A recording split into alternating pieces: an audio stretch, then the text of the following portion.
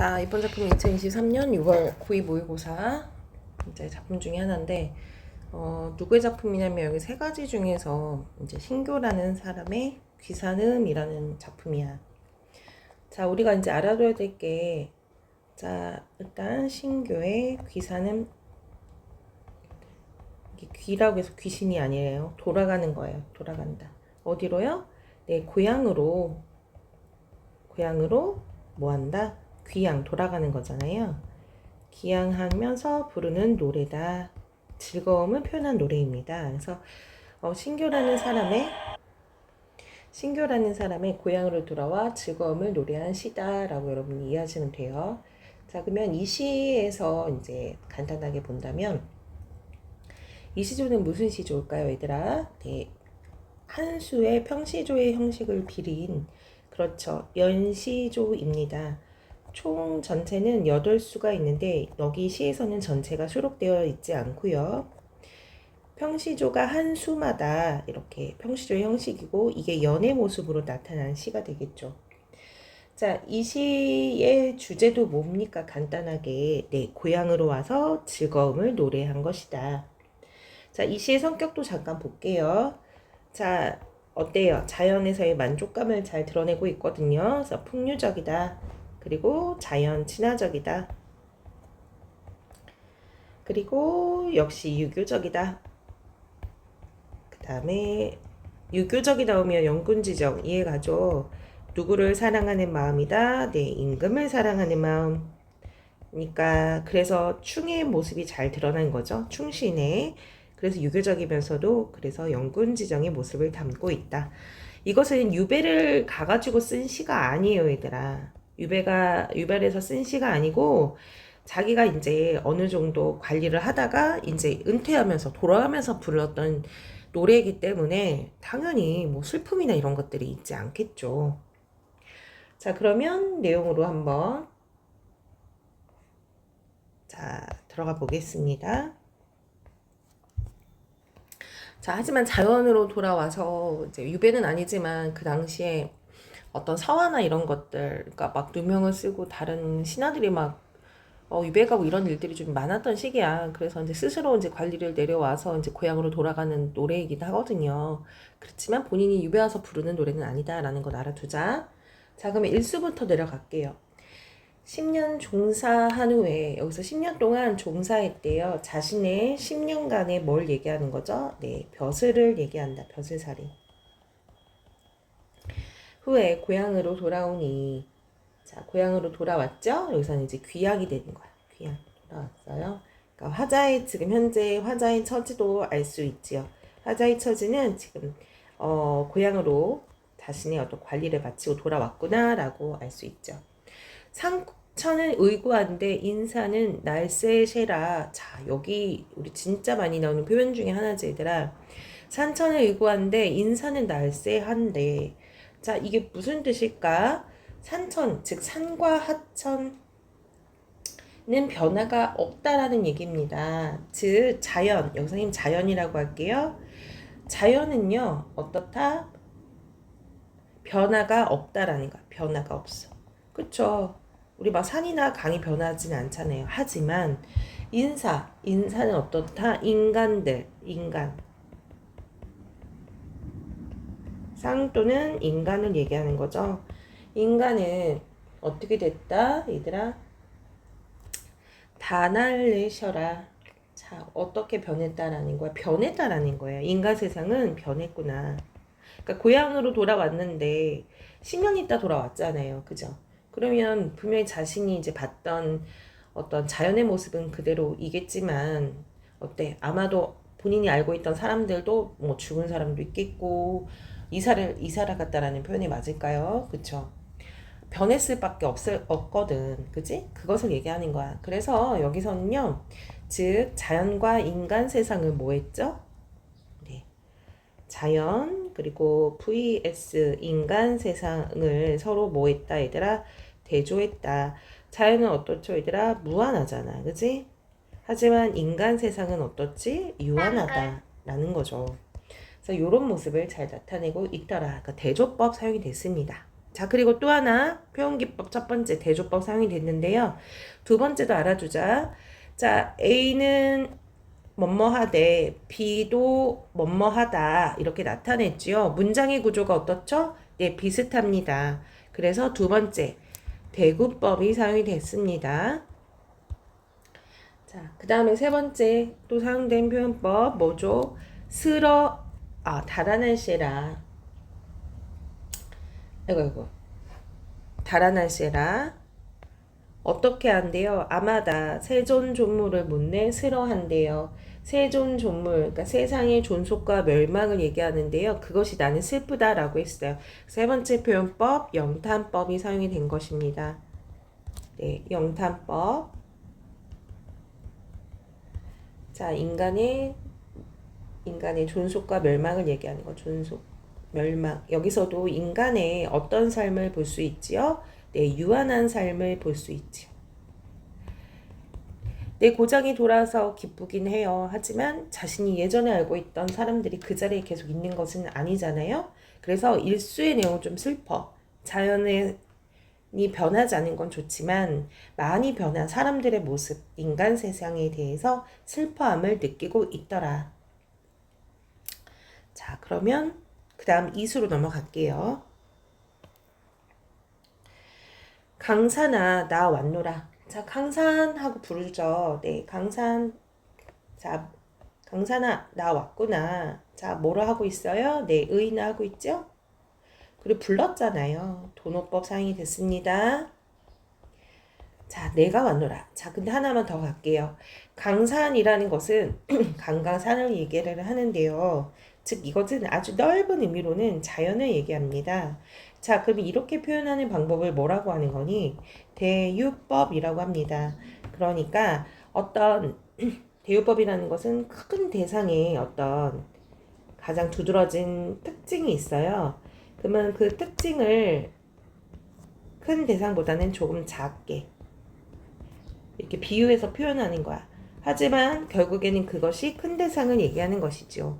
즉 자연이라는 모습에서 특징이 뭐죠? 자연 중에 일부분이 강과 산도 있잖아요. 그죠? 그래서 그것을 어떻게 했어요? 강산화라고 한다는 건 결국에는 뭘 얘기하는 거죠? 자연을 얘기하는 거거든요. 이것은 대유법입니다. 대유법이라고 해요.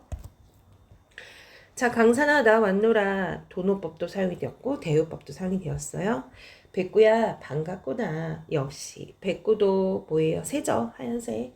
어서는 비둘기라고 하고 어디서는 갈매기라고도 하고 백로라고도 하고 그죠? 역시 도노법 사용이 됐고요. 그 다음에 불렀어요. 의인이에요. 의인법. 자, 하지만 백구는 자연은 아니야. 얘는 대유는 아닙니다. 반갑구나. 뭐가 사용이 된 거죠? 영탄법 사용이 된 거네요. 청풍명월도 기다려 줄 알 것만은 청풍명월 역시 이것도 뭐를 얘기하는 거죠, 얘들아? 네, 대유법이에요. 자연문을 얘기하는 거거든요. 네, 역시 자연을 상징한다. 기다려 줄 줄 알았대요. 자, 이거 뭐랑 똑같은 거냐, 얘들아? 우리 앞서서 산천은 변함이 없다. 마찬가지로 청풍명월도 기다릴 줄 안다. 서로 뜻이 같은 거죠? 즉 자연은 변함이 없다. 이렇게 해석이 되는 겁니다. 성은이 하 지중하시니 성은은 누구의 은혜일까요? 네, 임금의 은혜입니다. 임금의 은혜가 어떻다? 지중하다라는 거예요. 자, 지중하다라는 것은 깊다 이런 뜻이죠. 자연지체하여라. 자연지체. 그러니까 내가 자연스럽게 늦을 수밖에 없었다. 이렇게 해석이 되는 거거든요, 얘들아. 그러니까 나는 자연스럽게 늦을 수밖에 없었대. 늦음. 왜 늦었어? 자, 즉 성은이 지중하여 임금의 은혜가 깊어. 즉 자신이 어떤 관리 수행을 했잖아요. 근데 그것을 임금의 은혜가 깊어서 자기가 빨리 돌아올 수가 없었구나 이런 모습을 얘기하는데 자 우리 요 시가 또 두드러진 게 유교적 모습이 잘 나와 있다라고 했잖아요. 그죠? 왜 유교야? 어떤 충신으로서의 모습이 잘 나오잖아요. 그죠? 그리고 임금님을 어떻게 합니까? 걱정하고 연모하죠. 그래서 연군 지정의 모습이 잘 드러났구나. 그래서 성은의 지중이 깊어 은혜가 깊어. 그래서 내가 고향에 빨리 올 수 없었다. 늦을 수밖에 없었다. 라는 내용이 이수에 나옵니다. 역시 일수의 내용에서는 돌아왔지만 인간 세상이 많이 변했구나 라는 것 슬퍼한다면 이수에서는 그것이 다시 바뀌어서 반가움을 표현하고 있어요. 그리고 자신이 늦을 수밖에 없었던 이유를 관리를 했던 이유를 임금의 성은이 깊었다라고 표현하고 있습니다. 즉 영군지정적인 모습도 보고 있죠. 자, 그러면 사수로 넘어갈게요. 자, 사수로 넘어갈게요. 산하는 물이 피고, 산하라는 것은 산과 경치를 얘기하는 거죠. 산과 꽃이요, 산과 꽃. 네. 산꽃은 물에 피고, 물새는 산에 온다. 자, 물에 피고 물새는 물새잖아요. 물새는 어디서 온다? 산에서 온다. 자, 뭡니까? 산에서 물이 피고 물새는 산이 핀다. 자, 뭐가 사용이 된 거냐, 얘들아? 대구법이 사용이 된 거죠. 자, 대구법이 사용이 됐고 지금 어떻습니까? 경치를 묘사하고 있습니다. 자연을 묘사. 예. 묘사하고 있는데 어떤 묘사가 되는 거야, 얘들아? 감각적 묘사가 되겠죠. 그리고 물새가 온다라고 했으니까 청각적 신상. 그리고 산이 피는 거니까 시각적 신상. 이렇게 사용이 됐다라고 보는 거죠. 일신이 한가하여. 일신, 내 마음. 자신을 가리키는 거예요. 내 마음이 이렇게 한가하여서 산수간에 누워있으니, 산수간이라는 건 당연히 자연을 얘기하는 거죠. 그러니까 누워있다라기보다는 자연에서 자기가 어떻게 살아가고 있다. 네, 한가로운 삶을 얘기하고 있다. 그러니까 아주 만족해서 살고 있다라고 얘기해. 그래서 세상에 어지러운 기별을 여기서는 세상의 어지러운 기별 소식을 얘기하는 거예요. 소식. 즉 어떤 소식을 얘기하는 거예요? 속세의 소식을 얘기하는 거죠. 뭐 임금이 뭐 했네, 어떤 신하가 유배를 갔네, 뭐 이런 내용들이 되겠죠. 그것을 나는 몰라 하노라. 자, 나는 관심이 있다 없다? 없다라는 겁니다. 즉 나는 몰라 한다라는 건 이 자연 속에서 자신을 만족하면서 살고 싶다라고 얘기를 하는 겁니다. 이해갔죠? 나는 몰라 하노라. 뭐 하는 거죠? 예, 영탄법 사용이 된 거죠. 자, 그러면 여기에서 일단은 이것 좀 알아두자. 산에서 물 피고 물가에서 꽃이 피고 물새는 산에서 우는 이 모습과 자신이 너무 좋아요. 그쵸? 이것은 자연을 얘기한다면요. 반대로 세상에 어지러운 소식이라는 것은 즉 속세의 모습을 상징한다라고 볼 수가 있는 거죠. 그죠? 자, 여기는 속세를 얘기하고 여기서는 자연을 얘기하는 겁니다. 그럼 서로 뭐를 이루죠? 네. 자연 속에서의 삶과 속세의 삶이 서로 뭐를 이룬다? 대조를 이루게 실을 형상화하고 있구나라고 알 수가 있는 겁니다.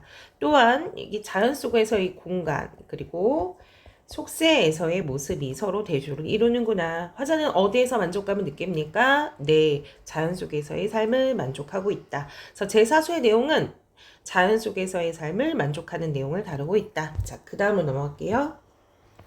자, 5수로 넘어갈게요. 검은 고를 빗기 들고, 그러니까 검은 고를 들으면서 산수를 희롱하니까 감상을 했다는 거야, 자연을. 청풍은 불고, 그러니까 바람도 이렇게 불어오고, 명월도 돌아온다. 그러니까 명월도, 달도 뜬다. 이렇게 해석이 되면 돼요. 자, 어떻죠? 청풍은 건듯하고, 그 다음에 명월도 돌아온다. 여기도 역시 무슨 표현법이 사용이 됐습니까? 대구법이 사용이 된 거죠. 네. 자, 그리고 역시 어떻죠? 달과 바람이 어떤 모습이 잘 표현이 되고 있죠. 하물며 유신한, 유신은 믿음이 있고 의리 있는 물 여기는 갈매기를 얘기하는 거예요. 갈매기는 오명 가명 하나니. 자, 어떻게 해석이 된다? 믿음이 있을 법한 갈매기가 왔다 갔다 한다 라고 해요. 자, 여기 당연히 어떻게? 갈매기한테 의리가 있다고 했으니까 의인법 사용이 된 거죠. 그리고 오며 가며 한다라고 해요. 그래서 동적인 모습을 잘 들어가고 있다. 이미지. 그리고 자연문과 친근감을 잘 나타내더라. 그러면 여기에서도 갈매기가 뭐 화자를 의미한다? 그렇다고 보기는 어렵고요. 어떻게 보면 자연물인 갈매기와도 잘 어때요? 감상을 하고, 그러니까 잘 지내고 있고, 자기가 볼 때마다 때마침 갈매기가 왔다 갔다 하나 봐. 그것을 뭔가 나한테 믿음을 주는 갈매기다라고 표현을 한 거죠. 그래서 오수의 내용에서는 자연을 이렇게 감상을 하고 유유적적한 삶을 살고 있는 화자의 모습을 잘 드러내고 있더라. 자, 마지막 팔수로 넘어가겠습니다. 팔수. 산수의 병이 되고, 이거 정말 나오는 유행어죠. 병이 되고 금가의 벽이 있어. 자, 산수의 병이 된다 라는 것은 너무 좋아가지고 산과 강에 자연에 자신이 뭐가 들었다? 병이 들었다 라는 건데요. 그것은 진짜 병이 아니죠. 그것은 뭐야? 자연을 매우 사랑한다 라는 얘기예요. 그죠? 이것을 네 글자로 뭐라고 하니 얘들아? 천석 고황. 이것을 연하고질. 이거 둘 다 같은 뜻이에요. 자연을 매우 사랑해서 든다, 병이 든다 이렇게 해석이 되는 거예요. 자, 근가의 벽이 있어. 자, 이것은 자, 벽이라는 것은 취미 같은 거야. 취미. 즉 뭐 하는 재미가 있다라는 얘기예요. 그러니까 노래를 부른대요, 노래. 즉, 못하면서 네, 검은고를 맞춰서 연주하면서 이제 노래를 부르는 거야. 우리 그 벽이라는 건 취미인데, 네, 그러니까 검은고를 부르면서 키면서 노래를 부르는 게 나의 취미다. 이렇게 해석이 되는 거다. 자, 그 다음 산수 좋은 곳에 금가루 논이노라. 자, 금가 역시 검은 거를 타며 자신의 노래를 부르겠다 라고 해요. 여기서도 마찬가지예요. 뭐가 사용된 거죠? 영탄법, 만족감을 잘 드러내고 있죠. 네, 화자의 삶의 만족감을 잘 드러내고 있습니다. 두어라 내둬라 초로 인생이 아이 놀고 어이하랴. 자, 두어라 이거 영탄법이죠. 초로 인생이라는 것은 즉 뭐예요? 자연 속에서 사는 삶을 얘기하는 거야. 그러니까 어떻게 보면은 이거 그대로 해석을 한다면 풀잎에 달린 어떤 삶이에요? 이슬과 같은 삶이에요. 그럼 이거는 어렵게 생각할 거 없어요. 즉 자연 속에서의 삶을 얘기하는 거야. 사실 인간은 자연 속에서 잠깐 왔다가 가는 거잖아. 그거랑 똑같은 거죠. 아, 초로 인생 같은 삶, 이 아이 놀고 어이아리, 그러니까 뭐 해야 된다? 잠깐 이슬 맺히고 없어지는 우리 인간의 삶인데 우리가 이렇게 자연하고 아니 놀고 뭐 하겠느냐라고 얘기합니다. 어이아리야, 자, 뭐 하고 있죠? 서리법이 사용이 된 거죠. 화자는 여기에서 바로 뭐가 잘 드러나는 거야? 주제의식이 잘 드러나는 거죠. 즉, 뭐 하고 싶다라는 거예요. 인생의 어떤 덧없음에 대해서 현재를 어떻게 하고 산다? 만족하고 살고 자연에서의 어떤 유유자적한 어떤 삶을 잘 드러내고 있더라 라는 겁니다. 자, 여기까지 여러분이 한번 보셨고 우리가 한 번 더 스스로 내용 정리를 하면서 문제를 풀어볼 수 있겠죠. 여기까지입니다.